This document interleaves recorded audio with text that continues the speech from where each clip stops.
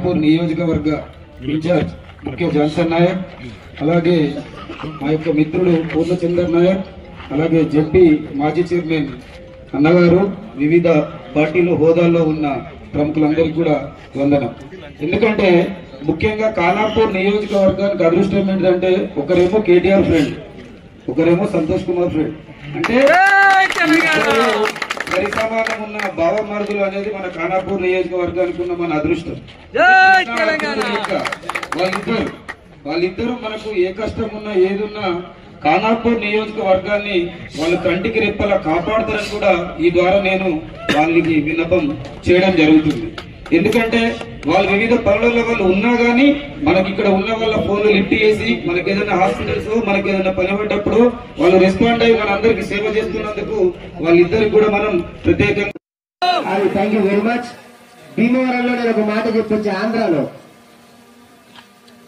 అక్కడ ఉన్న ప్రభాస్ ఫ్యాన్స్ అందరికీ కేసీఆర్ ఫ్యాన్ నమస్తే అని చెప్పాను. కానీ ఇక్కడికి వచ్చిన తర్వాత చెప్తున్నా, కేసీఆర్ ఫ్యాన్స్ అందరికీ చోటా కేసీఆర్ నమస్తే.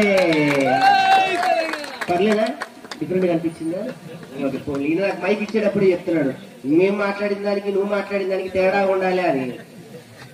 యాక్చువల్లీ అది ఎక్కడంటే మేము ప్రోగ్రామ్కి వెళ్ళినప్పుడు చెప్తారు, ఎందుకంటే పేమెంట్ వాళ్ళు ఇస్తారు కాబట్టి. సో విషయానికి వస్తే ఇక్కడ ఉన్నటువంటి అందరి పెద్దవాళ్ళ కన్నా ఇక్కడున్న పెద్ద మా బామ్మకి నమస్తే ఫస్ట్. ఎందుకంటే ఈ తల్లి ఎనర్జీ చూస్తుంటే నా సినిమా 100 రోజులు ఆడతాను పక్కా అర్థమైంది.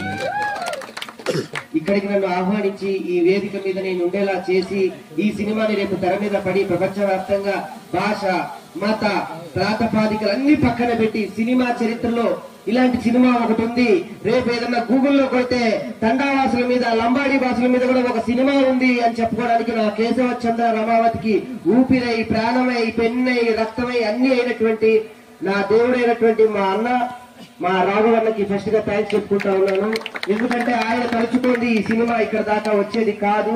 నేను ఈ సినిమా మరి ఏం చేశాడో ఎవరికి చెప్పాడో తెలీదు, ఓపెన్ చేసాం, ఇకపై అంతా సంతోషమే అన్నాడు ఆయన. నిజంగానే నా ఓపెనింగ్ కి మా సంతోషం వచ్చాడు. ఆయన వచ్చి క్లాప్ కొట్టి భుజం మీద చేసి నేనున్నా అన్నాడు. నేనున్నా అన్న తర్వాత ప్రకృతి కూడా నేనున్నా నీకంది సినిమా, అందుకే ఇక్కడ ఉంది.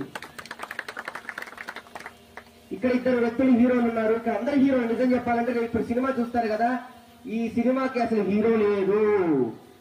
సినిమా కథ హీరో అయితే తెరనే ఉంటుంది. ఎవరైతే ఆ తెర ముందు సీట్లు